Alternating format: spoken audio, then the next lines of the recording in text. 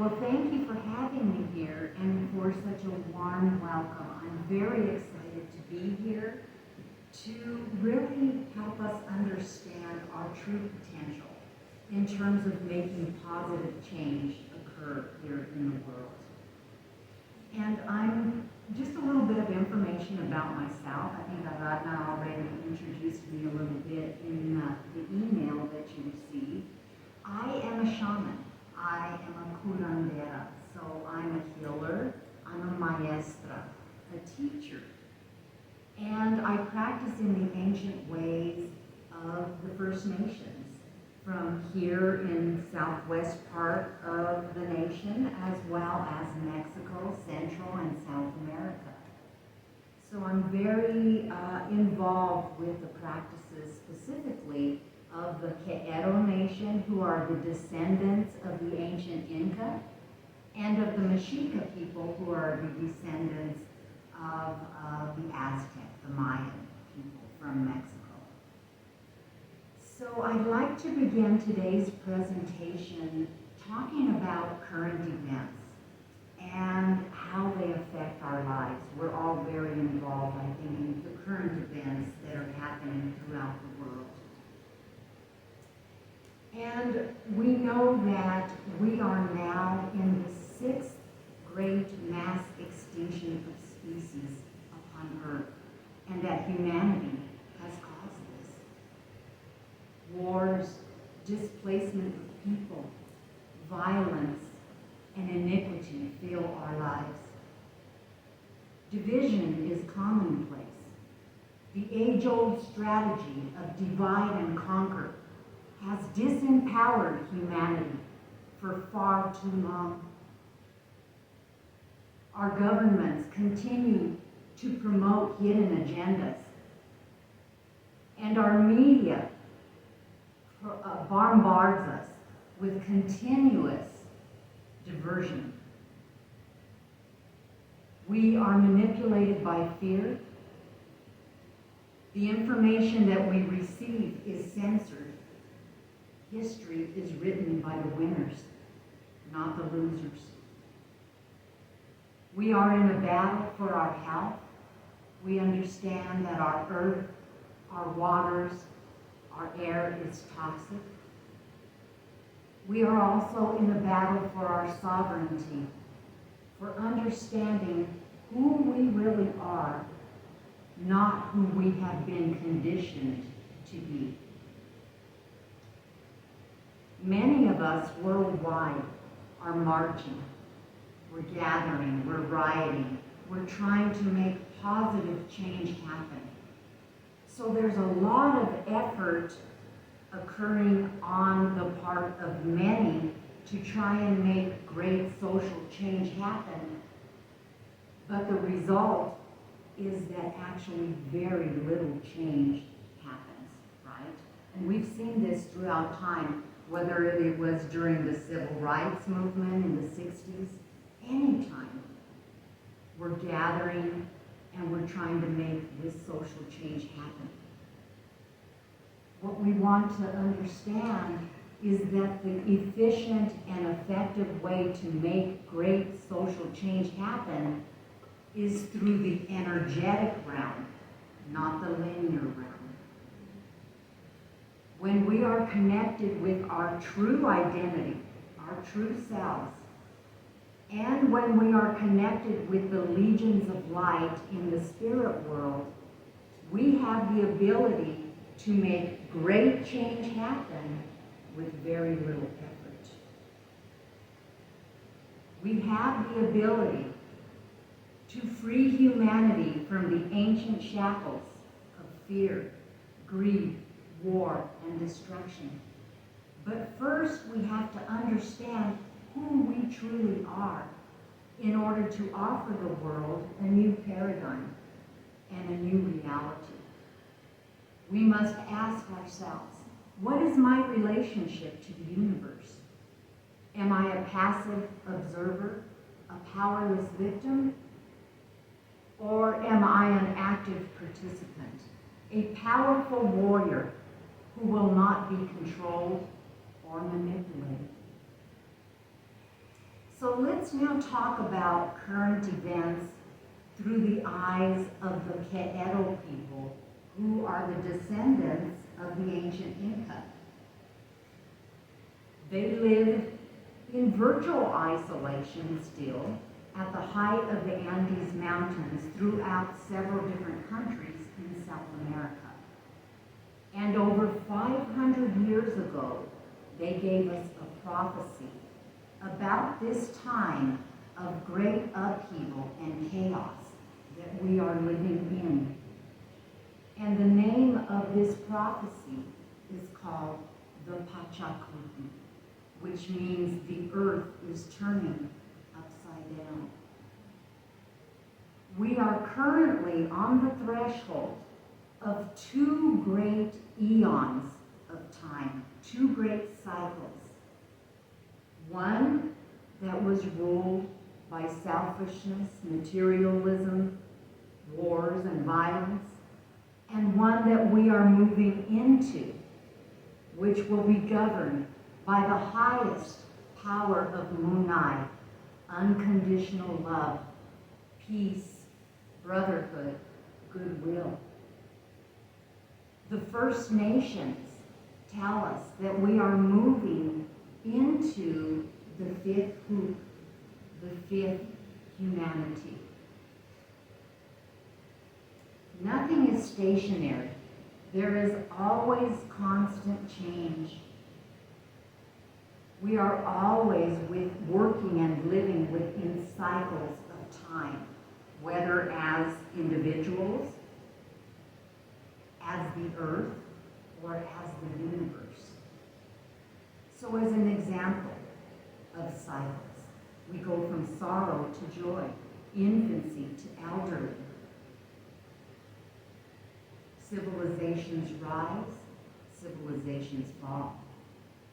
All of this is a very natural transition in terms of evolution, because we and all life are evolving. We are transitioning out of the linear realm and seeking to reunite with source energy within the higher realms. So the Pachacuti is here to awaken us, to help us understand who we truly are, so that we can offer the world this new paradigm. The Pachacuti also restores the divine feminine and the divine masculine back on earth, that humanity and all life here may live under her principles, which are the principles of peace, beauty, and purity reestablished here upon earth. So our lives are culturally influenced by our parents, our families, the educational system, our government, the media. All of these influences teach us how to think, how to perceive.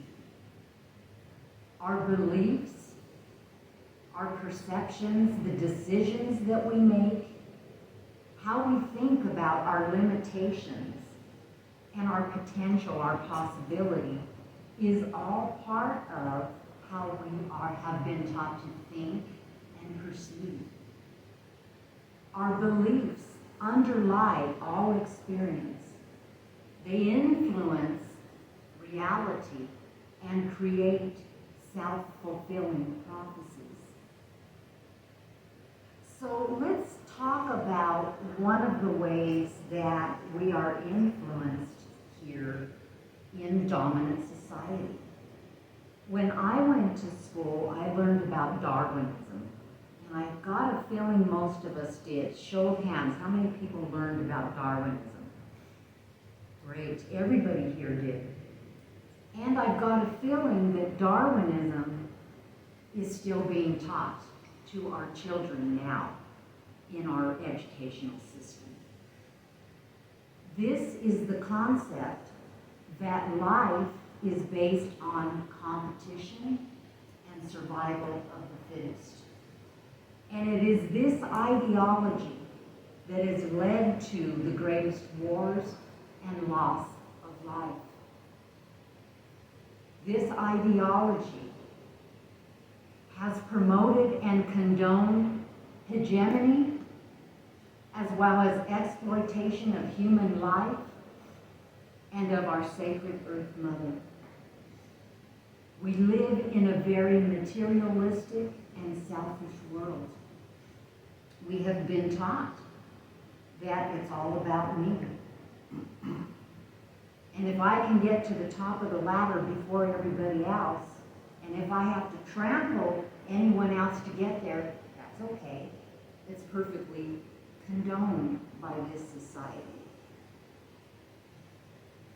With Darwinism and this ideology, we're led to believe that the universe, was just kind of created on accident, that we're separate from everything else, and that we and our lives are just part of a random process. There's no creator, we just kind of showed up here. And so, because we're separated from everyone else and everything else, what we do doesn't really matter. We can be as unethical as we want, because it doesn't really affect anyone else in this ideology. And this ideology has led to the exploitation of Earth, to us thinking of Earth only as a resource to be conquered, dominated, exploited, and destroyed. But there's a new story. July 4th of 2012, our scientific community confirmed that we actually live in a participatory universe, that we are deeply connected to all life throughout the universe, and that there is a field of consciousness, a web of life that extends throughout all of space and all dimensions. They have confirmed that the universe is holographic and harmonic, and that we, as multidimensional beings, are also harmonic. We vibrate at certain levels, and we are holographic. Our blood, our DNA is holographic, and we are holographic. We are part of the whole, a piece of the whole. Our scientific community has also confirmed that the stars and the planets are thinking entities. They have a consciousness, an intelligence. They control their own paths, their own orbits. They have confirmed that the universe was actually created, and that we were created, that we have not evolved from apes.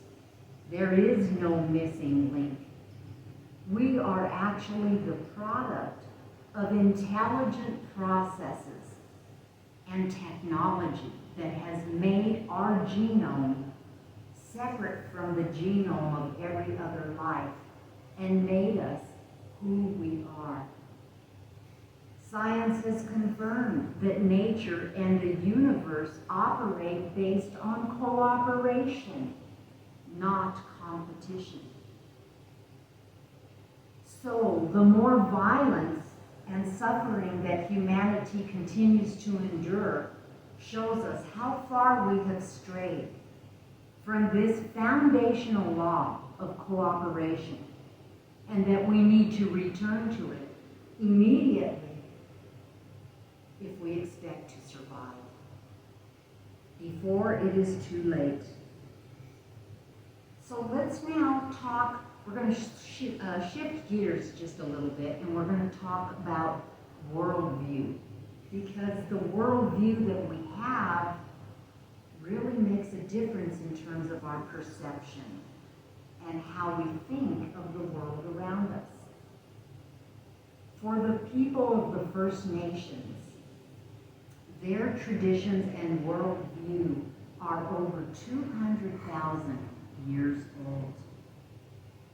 Their sacred tenets and divine immutable laws are the foundation of their communities and their lives. They honor and respect all life, understanding that each life is an intimate and important part of creation, and that we all are connected in the great web of life.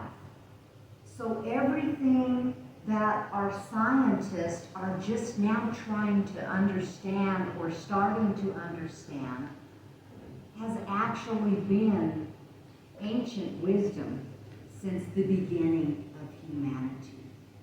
Our ancestors have always been fully aware of this.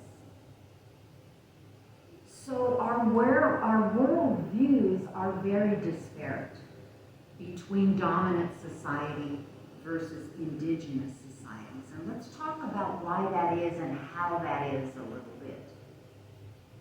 So our dominant society, our structure, is built more upon patriarchal structure and worldview versus indigenous societies who are founded on a matriarchal structure or worldview.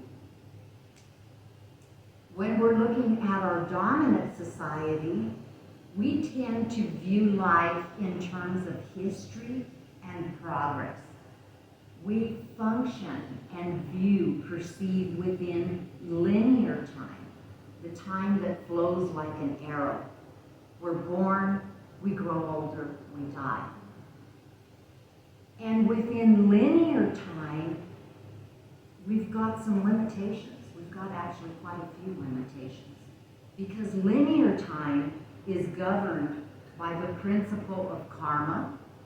We have to reincarnate in this lifetime to make amends, to learn and grow from things that we may have done unethically in a previous lifetime. Our linear time is also governed by the principle of causality, cause and effect. What goes around comes around. And an example of that would be first world nations causing an effect of destruction by dumping our trash on third world nations. We've got a cause and effect situation happening here. Another governing principle within linear time is fate. It's my fate to always be poor. It's the fate of humanity to never be able to evolve. It's the fate of humanity to always suffer and be in violence and war. Another governing principle when we're in linear time is probability. I'm probably always going to be poor. Humanity is probably never going to be able to move forward. So as we can see, when we're functioning within linear time, which is where we tend to function here in this dominant society, we're disempowered. We are victims. We do not see nor understand our true power. Now, the indigenous people, rather than functioning within linear time, they function more within circular time. And rather than looking at life from the perspective of history and progress, they see life from the perspective of eternity. And when we're functioning within circular time, connected with the spirit world, with the font of power and energy, we're governed by a whole different set of principles. We're governed by auspicious synchronicity. So we're in the right place at the right time, meeting the right people, getting the right resources. Things are clicking. Everything is falling into place and meshing. Within circular time, we're also governed by destiny instead of fate. fate. And we can control our destiny. We can determine what our highest destiny is for the greater good of the whole, and we can achieve that destiny. Within circular time, we're working within the governing principle of possibility instead of probability. And when we're connected with our true selves and with the legions of light, anything is possible. We have just transcended the linear realm. Here in our dominant society, we are controlled by doctrine and dogma, which is constantly changing depending on who is in power at any given point in time, versus the indigenous nations who function more in terms of ritual and ceremony that has been unchanged since the time of their ancestors. Here in dominant society, we use only half of our brain. We are connected and function only in the left hemisphere of the brain, the masculine, related to the ego and the shadow, related to rationality, logic, strategic thinking. However, indigenous societies use both hemispheres of the brain. They're also connected to the right hemisphere of the brain, the feminine, the mystery, the magic, the intuition, the ability to transcend this linear world. Here in our dominant society, everything is very pragmatic. If our linear science has not confirmed a certain truth, then it's just not true. It doesn't exist, right? Everything has to be confirmed by our scientific community. Versus indigenous societies who journey, who achieve altered states of consciousness, and have been doing this since the beginning of humanity. They understand how to travel, how to journey and connect with other dimensions of being. Okay? Here, in our linear world, we're taught from a very young age the value of being an individual. We're very individualistic, right? It's all about me and how much I can achieve and how much I can acquire. Versus indigenous societies, their focus is more on the community, on the I-U, on the kapui. They understand that they're individuals, but they also understand that if the community is not doing well, they're not doing well. They are always functioning for the greater good of the whole, of the community. And we see this even in our greetings, how we greet ourselves. Here in the Western world, a typical greeting is, "Hi, how are you?" And the usual reply is, "I'm fine. How are you?" Different than in indigenous societies, the typical greeting is, "Hi, how are we?" And the answer is usually, "We are well," or maybe "We are not." But again, these individuals are so community-oriented. They work within the realm of cooperation, not competition. And so we can see the difference here, even in terms of a simple greeting. This worldview that we're talking about and the differences between these worldviews also applies to how we've been taught and how we perceive creation. So for us here in the Western world, our patriarchal religions, Catholicism, Christianity, have given us the story or the creation myth of Adam and Eve.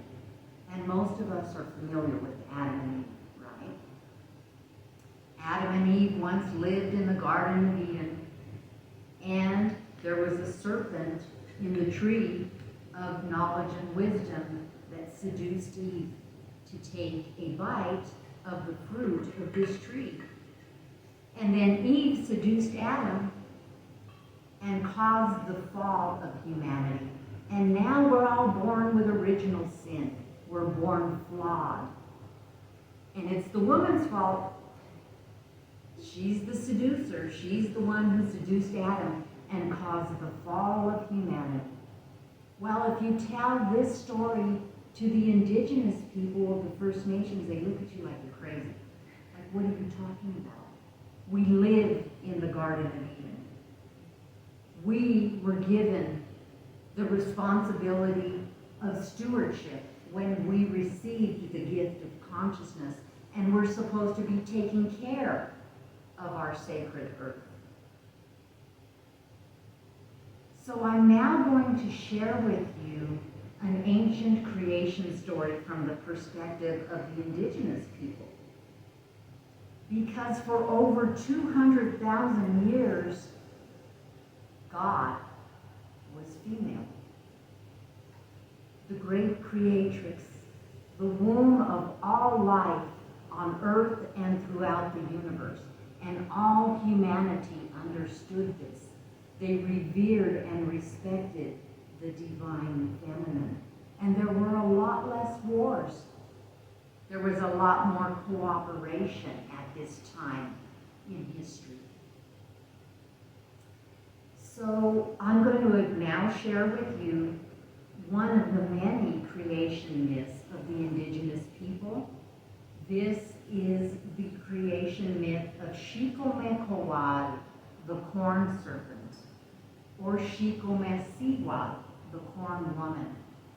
Because corn has been the sustenance for all of the First Nations here throughout the Americas since the beginning of time. And so they see the corn woman as the great creatrix. So, in the beginning of time, Shiko-me-ko-wad created the mineral kingdom, and she molded it together, forming it into the earth that we now know. Then she created the plant kingdom that gave us sustenance, life, and all of the healing herbs that we know about. Then she created the animal kingdom, the third kingdom of earth. And everything was pristine and beautiful and pure upon earth. And she asked the animals to speak. But all she heard was squawks and clucks and roars and grunts. And she was like, oh, this is never going to do. They can't speak. So she decided to create humanity. She took 2 ears of red corn, planted them in the bosom of our Earth Mother, worked her creation magic and brought forth the first red man and the first red woman. And to them she gave stewardship of the earth. And we still see to this day that our red brothers and sisters are very connected to the earth. Then she took 2 ears of black corn, planted those in the womb of earth, worked her creation magic, and brought forth the first black man and the first black woman. And to them she gave stewardship of the element of water. And today we still see that our brothers and sisters on the African continent are still very connected to the waters of life. Then she took 2 ears of yellow corn, planted those in the sacred bosom of earth, worked her creation magic, and brought forth the first yellow man and the first yellow woman. And she gave to them stewardship of the element of air. And we see that to this day, it is our brothers and sisters on the Asian continent that have mastered the element of air, breathing, pranayama, yoga, meditation. Then she took 2 ears of white corn, planted those in the womb of earth, worked her creation magic, and brought forth the first white man and the first white woman. And to them she gave stewardship of the element of fire. And we see that our white brothers and sisters have mastered this element as well. They have given us the combustion engine, which is in our cars. But sometimes the mastery of this element has been used unethically for weapons of war. Nuclear weapons, firearms, missiles, etc. So after the first men and the first women were created, Shikomensiwa stood in front of them and showed them an ear of corn with multicolored kernels and told them, "You are all of different colors, but you are all the same. We are all children of the corn." And then she reminded them of their responsibility, their obligation as stewards, guardians of the elements that they were given. And she dispersed them to the 4 corners of the earth, telling them to prosper, that their progeny would always be sacred. So we can start to see how very different this creation story is from Adam and Eve and what we have been taught here in patriarchal societies. So our level of perception and consciousness really determines and affects who we are and the power that we're able to connect with in terms of making change in this world. There are 4 levels of perception and consciousness. 2 of them are lower levels, and 2 of them are higher levels of perception and consciousness. Most of humanity functions at the 2 lower levels of consciousness and perception. And the first lower level is our linear realm, linear reality, where we function in this 3rd dimensional reality. And here, everything is as it seems to be. If I'm poor, I'm poor. If I'm rich, I'm rich. It just is what it is. This is also the realm of physical, the physical body. And the language here is chemical, our chemistry, the nutrients, our biological processes, the hormones that flow throughout our body, etc. Again, with these 2 lower realms, we're functioning within linear time, which is governed by the principles of karma, causality, fate, and probability. So the next level of perception is the mental realm. And within the mental realm, the language is speech, thought, beliefs, perception. But this is a very illusory realm. There's a lot of illusion here. And here we're working within the principles of relative truth. And relative truth is the truth that the highest reasoning of humanity can understand. So it is this level of reality and perception is mutable. It is finite. It is always changing. What seems to be may not be what actually is. A couple of examples. We fall in love, we get married, we think this is going to be my partner for life, and then that relationship ends up in divorce. We have governments that enact policy for the greater good of the whole, but in reality, that policy benefits the few at the cost of the many. So again, these are the two lower levels of perception and reality that most of us function within. Now let's talk about the two higher levels of perception and reality. The operating principle at these higher levels is imagination, intention, and activation. And through these principles, we are able to make huge shifts and change occur very quickly because we're connected at higher levels. We have transcended the linear. We're now connected with our true selves and with the legions of light at the energetic level.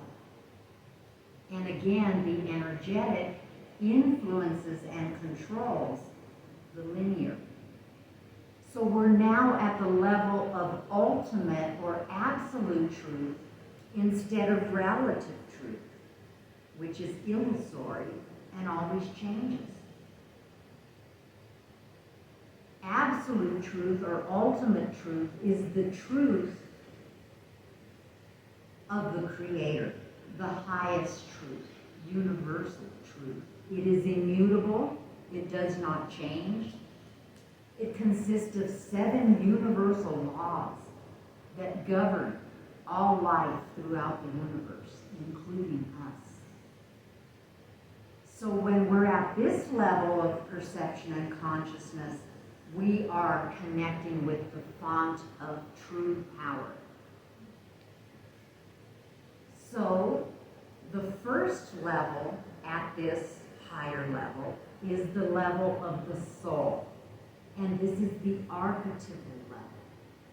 And the language here is not thought or speech. It is imagery, sacred geometry, music, sound. This is how we're communicating with the higher realms, with the power that we're seeking ethically to connect with. Then we have the highest level of perception, which is energy, pure energy, connected with spirit, total transcendence of this linear realm, universality. We are no longer divided or separated, and we're connected with the true font of power.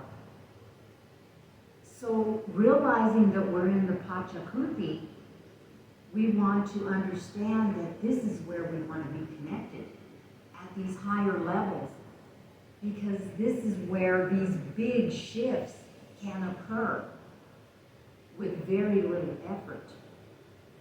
We want to be at the forefront of this great change as leaders, as the light workers of humanity.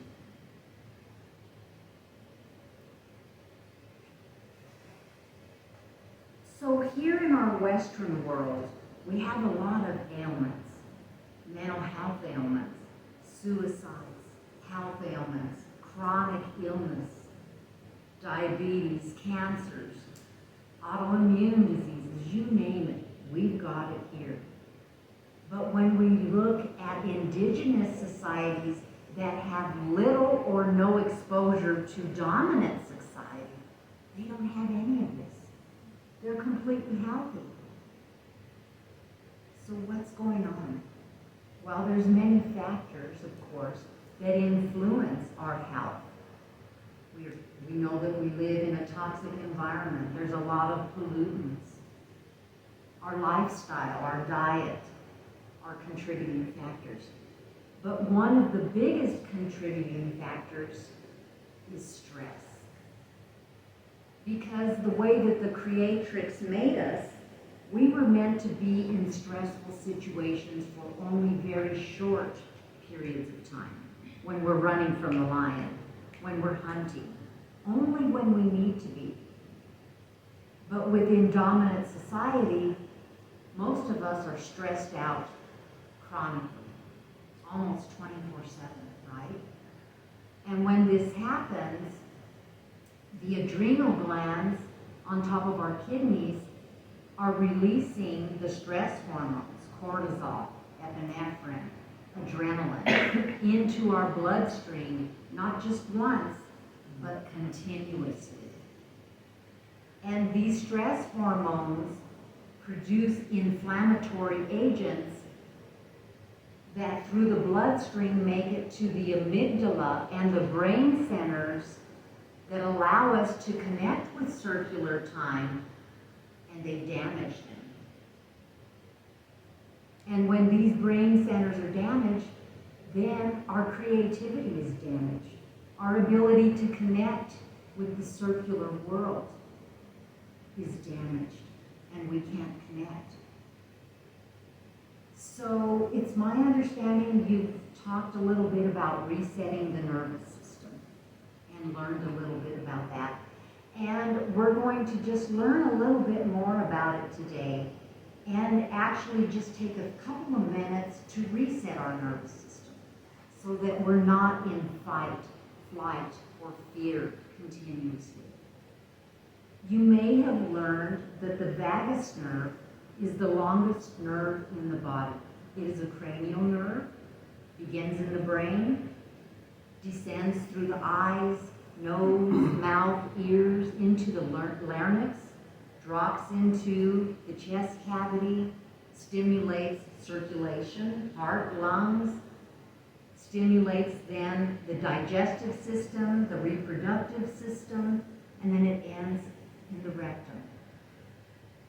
So as we're resetting our nervous system, we are resetting the vagus nerve, which will reset all of the nerves in our system and take us out of fight, flight, or fear.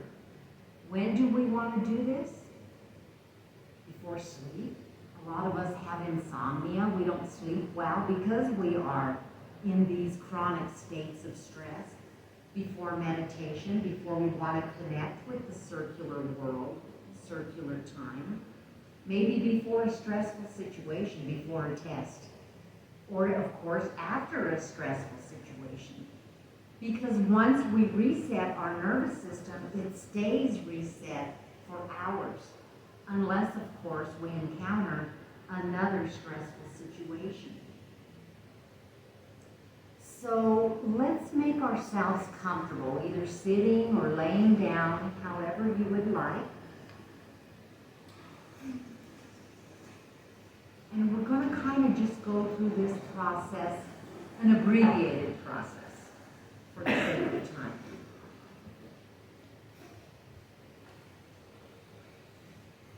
Okay.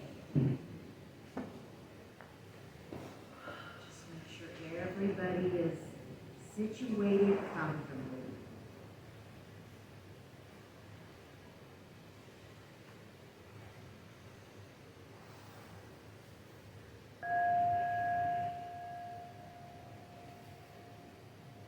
And we begin by connecting with our heart center. And the highest power of gratitude. Feeling of gratitude. And our attention comes from around us to within us. And we breathe through the heart chakra, slowly and rhythmically.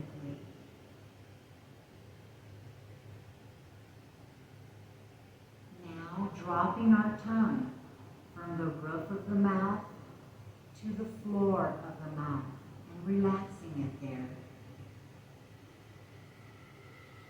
Relaxing the jaw, temples, all the facial muscles relaxed.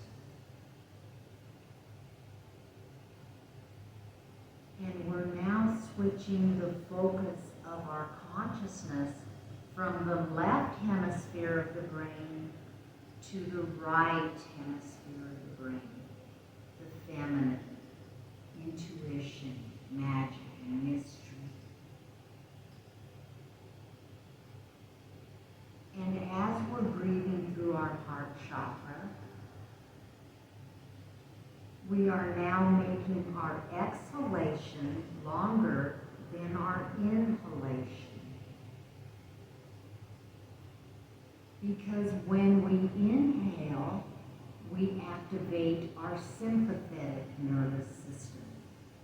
And this raises our heart rate and our blood pressure.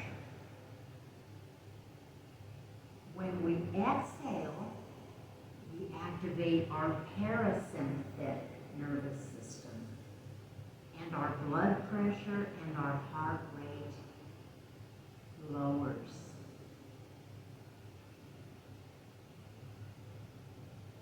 So connecting with ourselves, coming into a deep state of relaxation through breathing, assimilating and integrating this relaxation throughout the entire body, as well as the consciousness.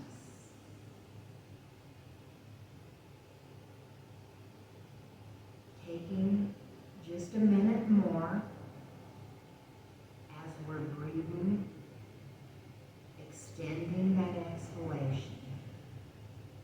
I'm going to give us just a couple of moments of silence.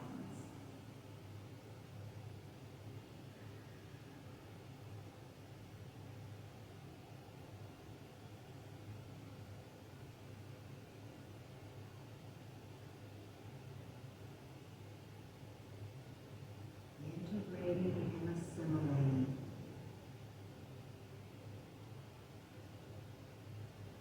And now, gently and slowly coming back to linear reality, to your space within this room, and slowly opening your eyes.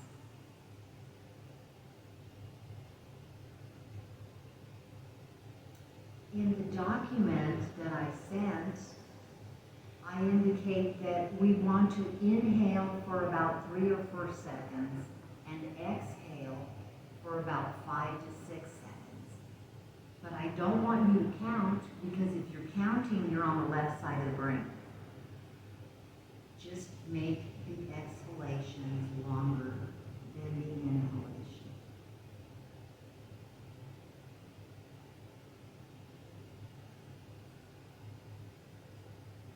So coming back into linear reality, sitting back up, opening the eyes, with this relaxation totally integrated within the body.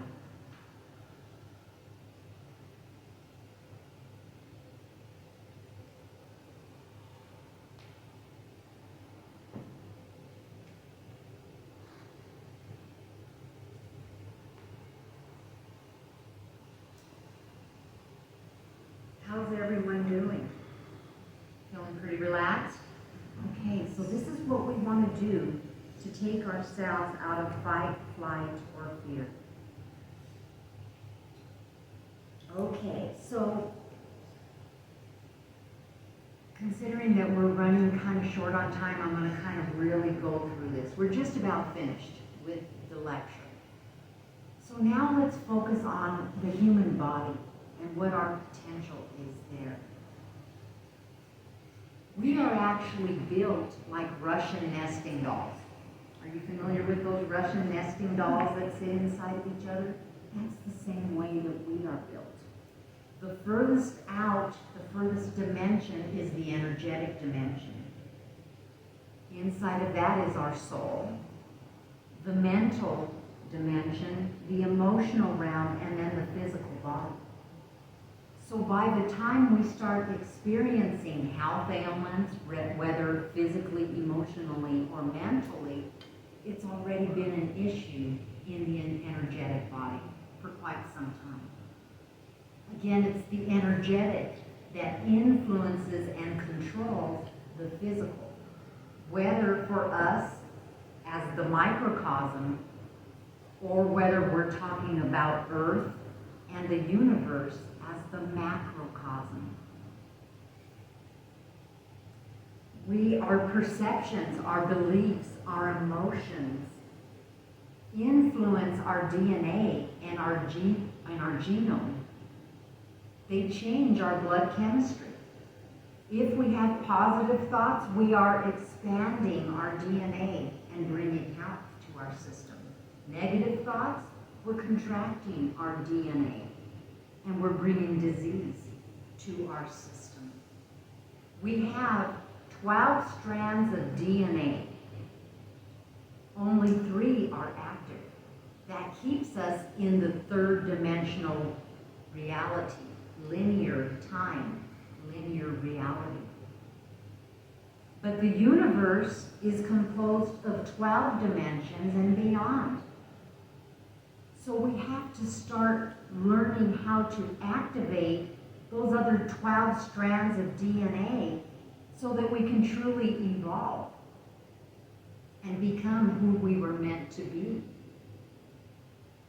We want to understand that Pachamama, our Earth Mother, is alive. She has a heartbeat.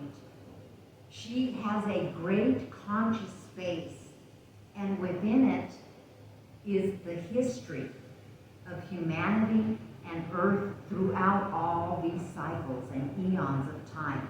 It is called the noosphere, N-O-O sphere.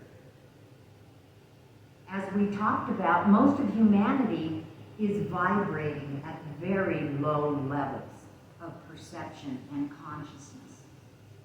What we want to understand is that our toxic emotions, our contamination mentally, physically, emotionally, also contaminates Earth. So we must stop our own mental, emotional, and physical contamination because it's absorbed by the noosphere. We must reestablish Aini, balance, back on Earth. The balance between humanity and the Earth, humanity and the spirit world. Because everything that we do affects 7 generations beyond us. This is something, all of this is what the First Nations have known since ancient times. This is why we see generational patterns of maybe alcoholism or domestic violence, etc., occurring within families. But as we heal, we have the power to bring healing to our lineage, to our generational patterns, both from the past as well as the future. So Earth is trying to rebalance herself in this time of the Pachacuti. And we're going to continue to see an increase in Earth changes and natural disasters because we're not in balance. Humanity is not in Aini with Earth and with the spirit world. Our Earth Mother is giving us her last call before every bit of life on Earth is contaminated and destroyed. So our future depends on reconciliation and return to our Earth Mother. Expansive change is possible, but we must first heal, raise our vibration, so that we're able to connect with and perceive at these higher levels of perception and consciousness. So I guess we're ready for just a couple of questions and answers. If there are any questions, I'd be happy to answer those for you. Practical explanations now about the Veda Puja. I initially planned to do the Veda Kocha, but knew that we were going to run over time. So I've taken that out. Unless you want to do it, I can do it. Would you like to learn about the soul? A little bit about the soul. Okay. So, our soul, we know we have a soul, but a lot of us don't really understand what is the soul and how does that function. Well, our soul is actually located in the 8th chakra. According to many of the indigenous traditions, they understand that we have more than the 7 main chakras that we're probably aware of. So the 8th chakra is located above our heads, above the 7th chakra, and it is as far up as we can reach. We can tap into that 8th chakra. That's actually a halo. We all have a halo, just like Christ and Buddha and all of the ascended masters. We have the same halo. It is called the Viracocha. It is our soul. And as we heal and continue to raise our vibration, we become less physical and we evolve into becoming Homo luminous. So we evolve from being Homo sapien to Homo luminous, more light, because we're truly light. The sun has photons of light. That's what gives us our light. And guess what? We also have photons of light in every one of our cells, in our DNA. So again, through intention and visualization, we can activate those photons of light and start moving forward along the path of evolution. Back to the soul. The soul is infinite. It was created before time and it lasts. It endures infinitely. It carries the patterns of our karma, of our generational trauma. It is the blueprint of the physical body. It informs the physical body, what we're going to look like when we're reincarnated, when we're born. Oh, this person's going to have blue eyes, this one's going to have brown eyes, so on and so forth. It carries the imprints or the generational trauma of our lineage.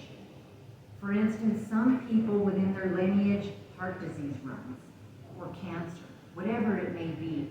All of this is in the soul, or the Viracocha, as blueprints. When we die,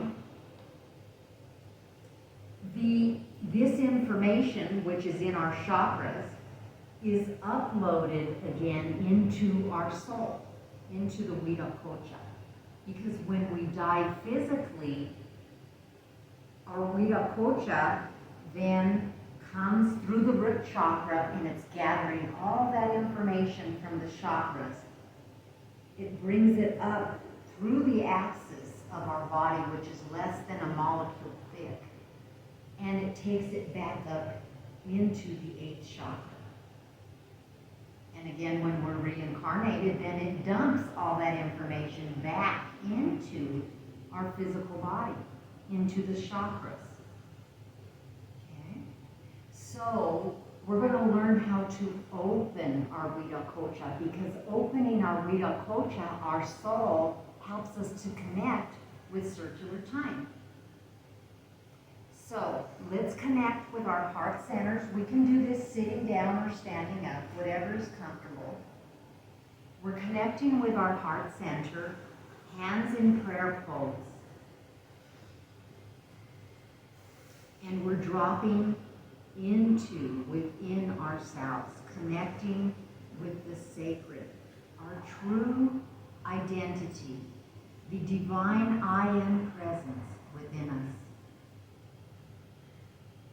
And on our next inhalation, hands still in prayer pose, we are reaching up as far as we can go into the Viracocha, the 8th chakra.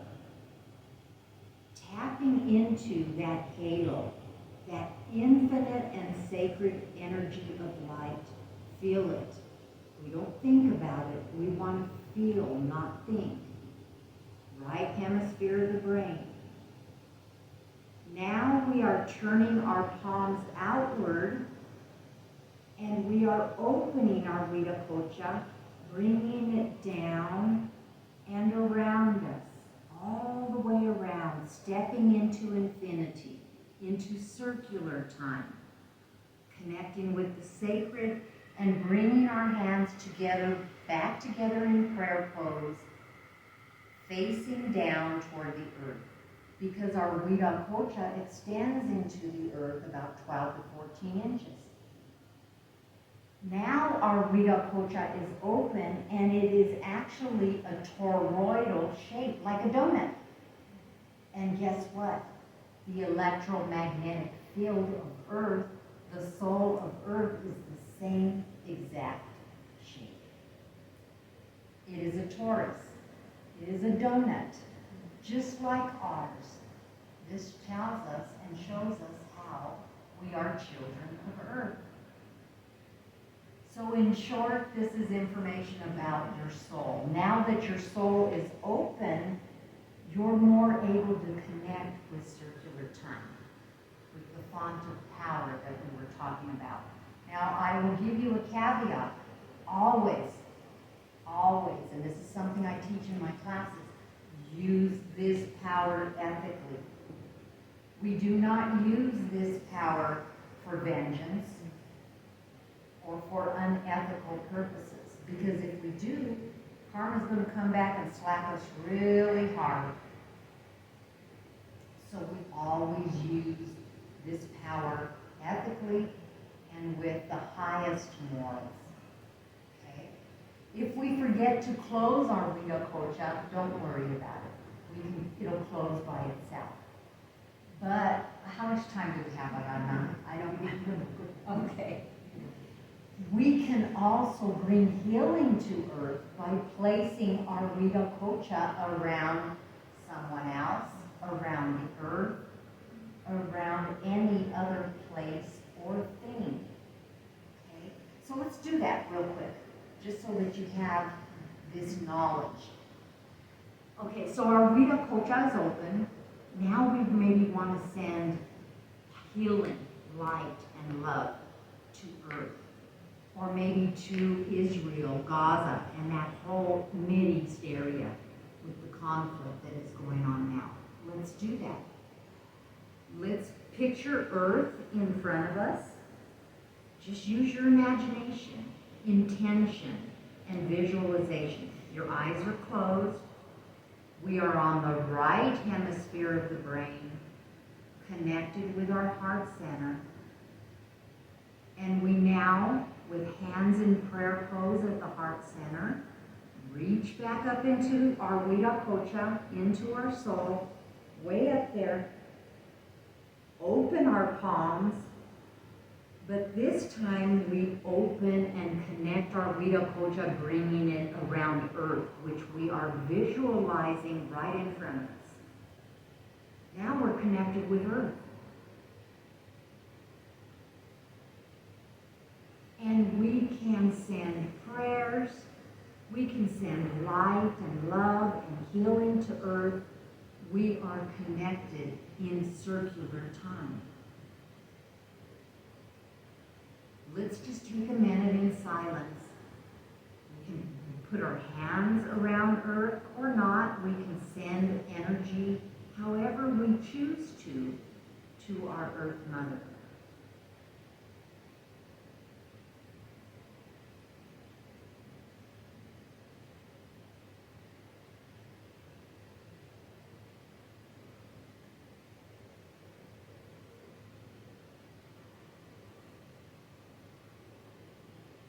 Only sending light, love, and healing. We don't send anything else.